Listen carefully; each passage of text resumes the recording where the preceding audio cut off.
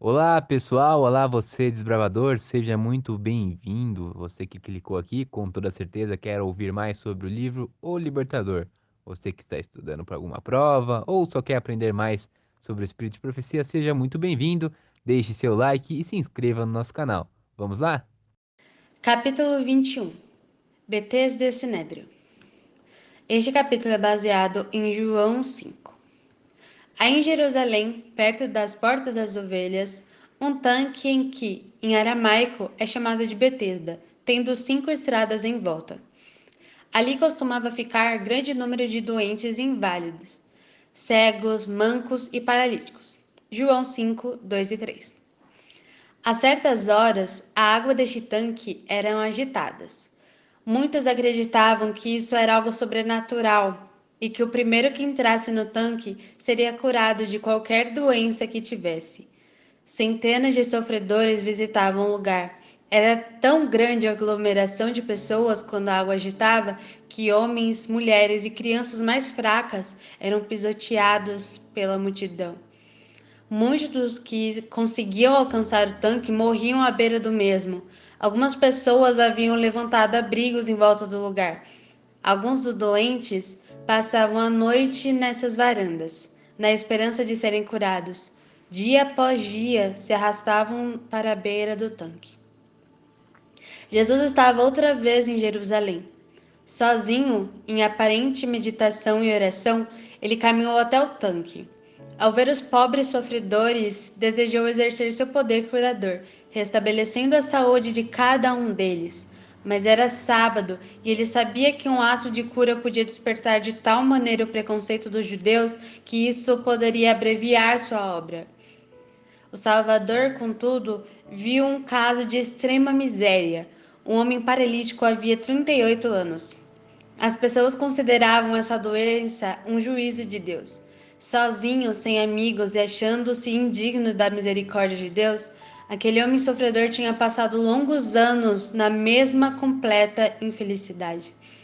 Quando esperava que as águas se agitassem, os que se apiedavam do seu estado o carregavam até as varandas. Mas no momento crucial, ele não tinha ninguém para ajudá-lo. Ele chegava a ver o ondular da água, mas o máximo que conseguia era se aproximar da beira do tanque. Seus esforços constantes e contínuo desapontamento estavam rapidamente esgotando suas forças.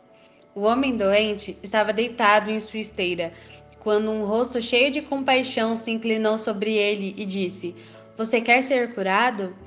Essas palavras cheias de esperança despertaram a sua atenção. Ele achou que, de alguma forma, estava para receber ajuda, mas o brilho da animação momentânea logo desapareceu ao lembrar-se de quantas vezes já havia tentado alcançar o tanque. Senhor, não tenho ninguém que me ajude a entrar no tanque quando a água é agitada. Enquanto estou tentando entrar, outros chegam antes de mim. Versículo 7. Jesus não pediu para aquele homem sofredor exercitar a sua fé nele. Disse simplesmente: Levante-se, pegue a sua maca e ande. A fé do homem se apoderou daquelas palavras. Cada nervo e cada músculo do seu corpo aleijado vibraram ao receber vida nova. Ele reuniu sua vontade para obedecer a Cristo e seus músculos responderam. De imediato ficou em pé, descobrindo que podia se movimentar livremente e com facilidade. O segredo da cura espiritual. O homem poderia ter parado para duvidar, perdendo sua única chance de ser curado. No entanto, ele acreditou na palavra de Cristo e, agindo de acordo com ela, recebeu força. Por meio da mesma fé, podemos receber a cura espiritual. O pecado nos separou da vida de Deus, nos deixando paralíticos. Por nós mesmos, não somos mais capazes de viver uma vida santa do que aquele homem doente era capaz de andar. Muitos que percebem sua própria incapacidade e desejam ter a vida espiritual estão tentando, em vão, obtê-la. O Salvador está se inclinando sobre esses que são desanimados e em luta. Ele diz: Você quer ser curado? Não espere se sentir com saúde. Acredite em sua palavra e coloque sua vontade bem junto a Cristo, agindo de acordo com sua palavra. Você receberá força. Cristo pode libertar você, não importa o mal que esteja aprisionando a sua alma e seu corpo.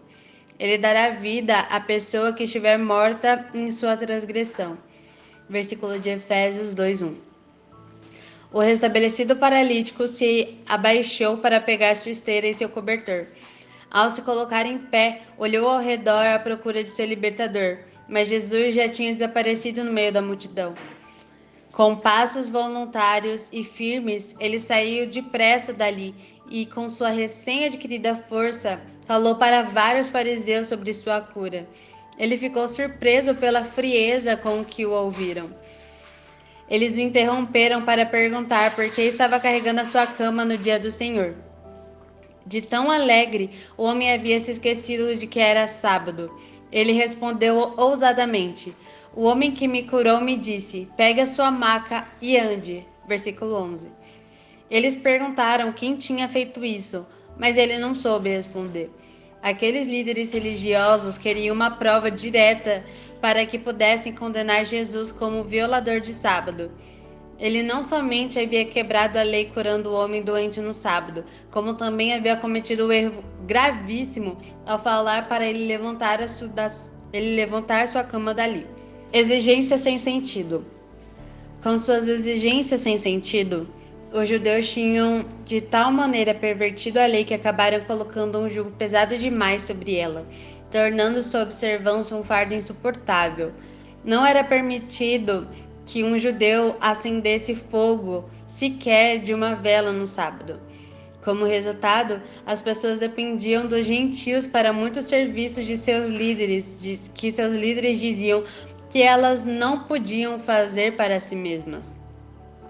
Eles consideravam que a salvação era restrita aos judeus e que, por não haver esperança para os demais, fazer esses serviços não piorariam as coisas para eles. Mas Deus nunca deu um mandamento que não pudesse ser obedecido por todos. No templo, Jesus encontrou o homem que tinha sido curado. Ele havia ido ao templo levar uma oferta pelo pecado e outra de gratidão pela grande misericórdia recebida.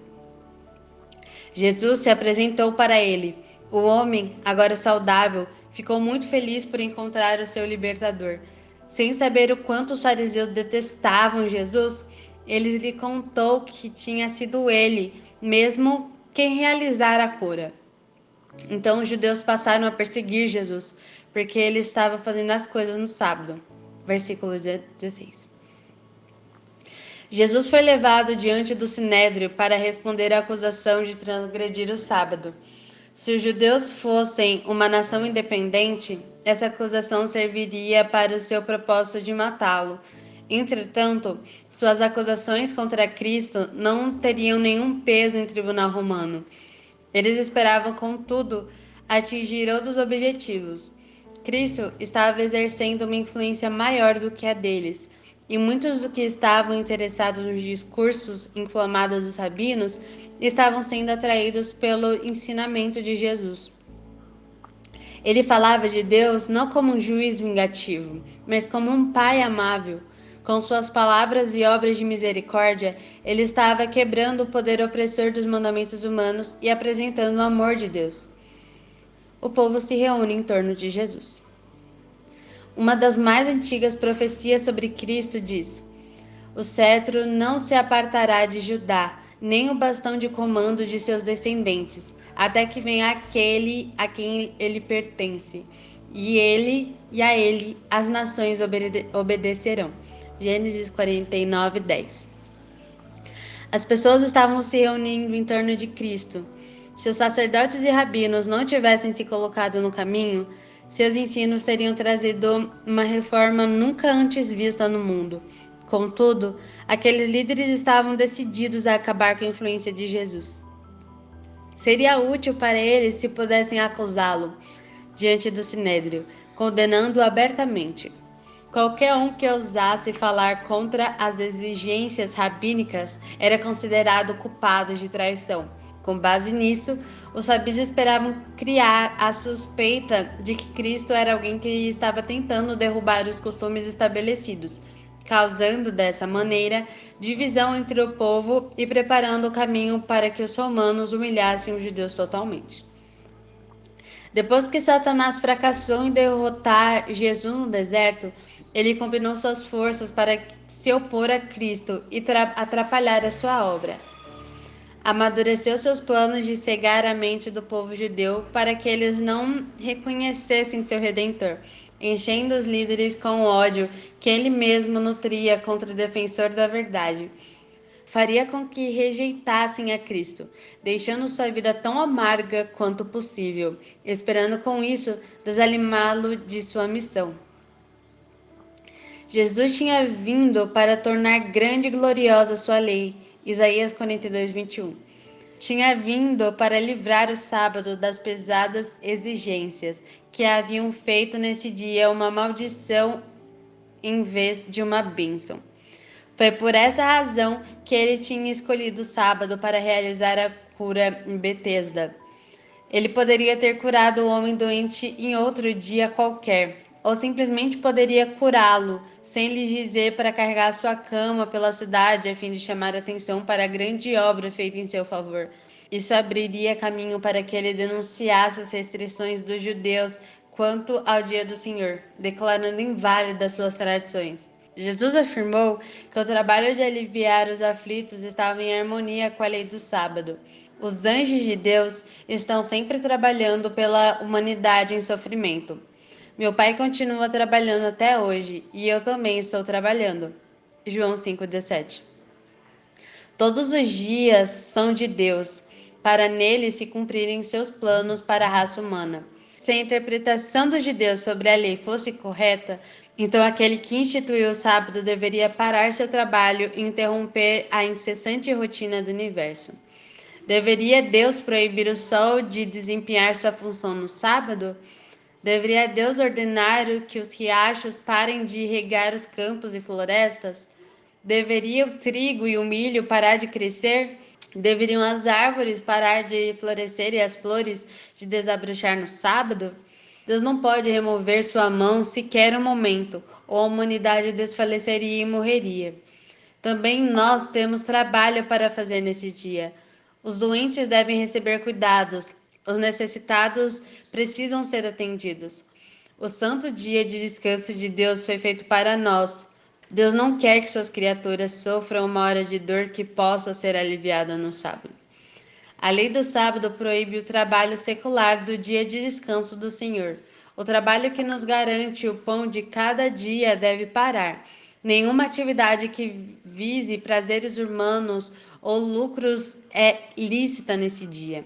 Assim como Deus determinou sua obra de criar e descansar no sábado, também nós devemos deixar as ocupações da vida diária e dedicar essas horas separadas a um agrado descanso, adoração e atividades santificadas.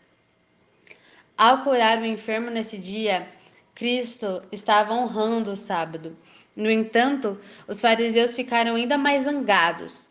De acordo com seu modo de viver, Jesus não somente estava transgredindo a lei, mas ao chamar Deus de Pai, havia se declarado igual a Deus.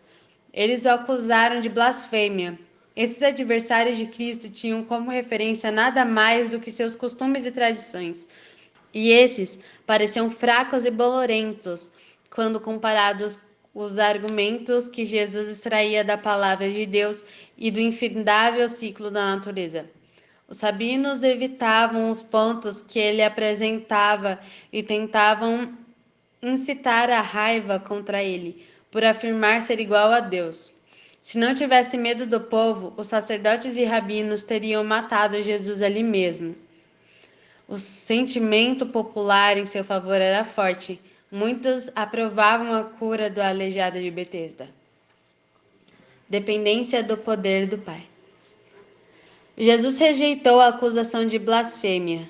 Minha autoridade, ele disse, vem do fato de eu ser o Filho de Deus, um com ele em natureza, vontade e propósitos, e coopero com Deus.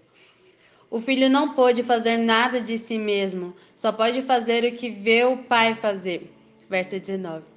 Os sacerdotes e rabinos estavam repreendendo o Filho de Deus por fazer o trabalho para o qual ele tinha sido enviado ao mundo. Achavam-se autossuficientes e não sentiam necessidade de uma sabedoria superior. O Filho de Deus estava entregue à vontade do Pai e dependia do seu poder. Cristo não fazia nenhum plano para si mesmo. A cada dia, o Pai revelava quais eram seus planos. É assim que devemos depender de Deus, para que nossa vida seja a simples realização da sua vontade. As palavras de Cristo nos ensinam que devemos nos considerar inseparáveis do nosso Pai Celestial. Seja qual for o nosso status na vida, somos dependentes de Deus. Ele indicou qual é o nosso trabalho e nos deu o recurso para fazê-lo. Enquanto submetermos nossa vontade a Deus e confiarmos em seu poder e sabedoria, Ele nos guiará em caminhos seguros para que possamos cumprir a parte que nos toca em seu plano. Mas o que depende da nossa própria sabedoria e pode estar nos separando de Deus e cumprindo os propósitos do inimigo, mas os que dependem da própria sabedoria e poder estão se separando de Deus e cumprindo o propósito do inimigo de Deus e da humanidade. Os saduceus acreditavam que não haveria ressurreição do corpo, mas Jesus disse para eles que uma das maiores obras de Deus é ressuscitar os mortos e que ele próprio tinha poder de fazer a mesma coisa. Da mesma forma que o Pai ressuscita os mortos e lhes dá vida, o Filho também dá vida a quem ele quer. Está chegando a hora, e já chegou, em que os mortos ouvirão a voz do Filho de Deus, e aqueles que a ouvirem viverão. Versículo 21 e 25. Cristo declarou que o poder que dá vida aos mortos estava entre eles, e que eles veriam esse poder sendo revelado. Esse mesmo poder ressuscitador dá vida à alma e nos liberta da lei do pecado e da morte. Romanos 8:2. É por meio da fé que nos apartamos do pecado. Os que abrem o coração a Cristo se tornam coparticipantes do grande poder que fará os seus corpos ressurgirem da sepultura. O humilde Nazareno se ergueu acima da humanidade, se desfez da aparência do pecado e da vergonha, e se revelou como Filho de Deus, um co-criador do universo. Seus ouvintes ficaram fascinados. Ninguém jamais tinha falado palavras como as dele, nem se portado de tal majestade real. Suas palavras eram claras e positivas, declarando sua missão de maneira plena. O Pai a ninguém julga, mas confiou todo o julgamento ao Filho. O Pai deu-lhe autoridade para julgar, porque é o Filho do Homem. Versículo 22 e 27. Os sacerdotes e líderes religiosos se colocaram na posição de juízes para condenar o trabalho de Cristo, mas ele se declarou como juiz deles próprios e de toda a terra. Toda bênção que vem de Deus para a raça caída vem por meio dele. Assim que existiu o pecado, também houve um Salvador. Aquele que a todos ilumina e que nos acompanha com as mais ternas súplicas, procurando nos atrair do pecado para a santidade, é o nosso advogado e juiz. Aquele que ao longo de todas as épocas tem procurado livrar os cativos das garras do enganador, é quem vai julgar a todos.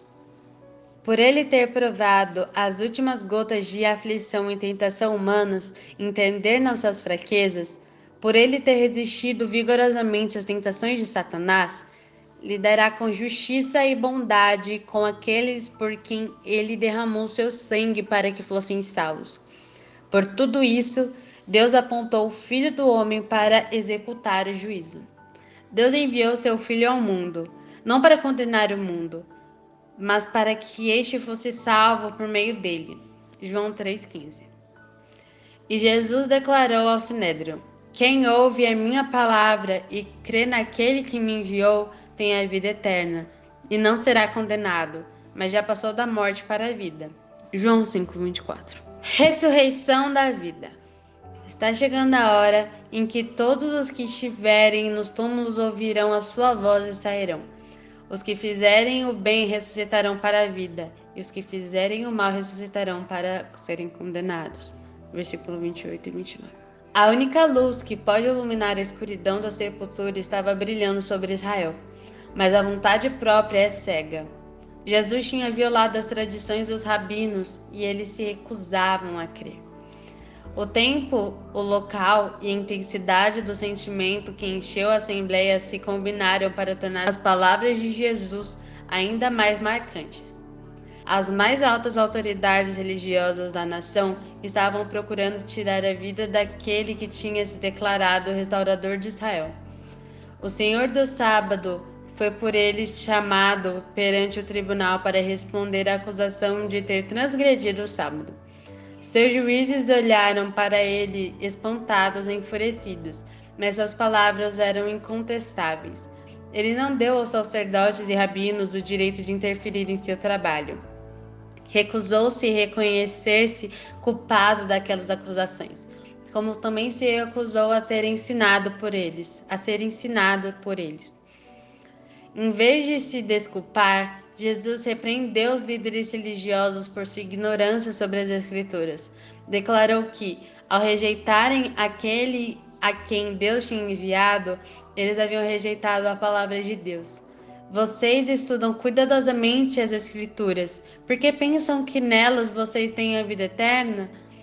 E são as Escrituras que testemunham a meu respeito? Versículo 39. As Escrituras do Antigo Testamento irradiam um brilho da glória do Filho de Deus. Todo o sistema divino do judaísmo era uma profecia compacta do Evangelho. Por meio da linha patriarcal e do sistema legal, a gloriosa luz do céu deixou claras as pegadas do Redentor. Cada sacrifício mostrava a morte de Jesus. Cada nuvem de incenso acendia sua justiça. No tremendo mistério do lugar santíssimo habitava sua glória. Não conseguiram intimidar Jesus. Os judeus supunham que seu conhecimento meramente aparente das Escrituras lhes garantia a vida eterna. Mas depois de rejeitarem a Cristo em sua palavra, eles o rejeitaram em pessoa. Jesus lhes disse: vocês não querem vir a mim para terem vida. Versículo 40. Os líderes judeus haviam estudado os ensinamentos dos profetas, não para ter um desejo sincero de conhecer a verdade, mas porque queriam encontrar provas para apoiar suas ambiciosas esperanças. Quando Jesus veio de uma maneira diferente do que esperavam, eles não o aceitaram e tentaram provar que ele era um enganador. Quando mais diretamente o Salvador falava com eles mediante suas obras de misericórdia, mais determinados eles ficaram para resistir à luz. Jesus disse: eu não aceito glória dos homens. Versículo 41. Não era a aprovação do sinédrio que ele desejava. Jesus estava revestido com a honra e a autoridade do céu. Se quisesse, anjos viriam adorá-lo. Por amor a eles mesmos e por amor da nação da qual eram líderes, ele queria que aqueles líderes judeus distinguissem seu caráter. Eu vim em nome do meu Pai, e vocês não me aceitaram. Mas se outro vier em seu próprio nome, vocês o aceitarão. Versículo 43. Se viessem outros fingindo ter o caráter de Cristo, mas buscando sua própria glória, esses seriam aceitos. Por quê? Porque os outros que buscam a própria glória apelam para o desejo que os outros têm de ser exaltados. Os judeus teriam recebido falso mestre porque ele inflaria o orgulho deles. O ensinamento de Cristo era espiritual e exigia o sacrifício do eu. E isso eles não aceitariam. Para eles, a voz do Salvador era a voz de um estranho. Não há hoje em dia muitos líderes religiosos que estão rejeitando a palavra de Deus a fim de manter as suas próprias tradições? Se vocês crescem em Moisés, creriam em mim, pois ele escreveu ao meu respeito. Visto, porém, que não creem no que ele escreveu, como crerão no que eu digo? Versículo 46 e 47. Se ele tivesse escutado a voz divina que falou por meio do seu grande líder, Moisés, eles a teriam reconhecido nos ensinamentos de Cristo. Os sacerdotes e rabinos viram que não havia desculpa para sua oposição a Jesus, mas isso não aplacou seu ódio homicida. O medo se apoderou deles ao ver o poder convincente que acompanhava o ministério de Cristo, mas eles se trancavam na escuridão. Eles não conseguiam minar a autoridade de Jesus, nem alienar as pessoas, muitas das quais se convenceram de suas palavras. Os próprios líderes religiosos se sentiam sob profunda condenação, mas estavam decididos a tirar a vida do Salvador. Eles enviaram mensageiros para que advertissem o povo de que Jesus era o impostor. Também enviaram espiões para que relatassem o que ele fazia e dizia: agora o precioso Salvador estava definitivamente debaixo da sombra da cruz.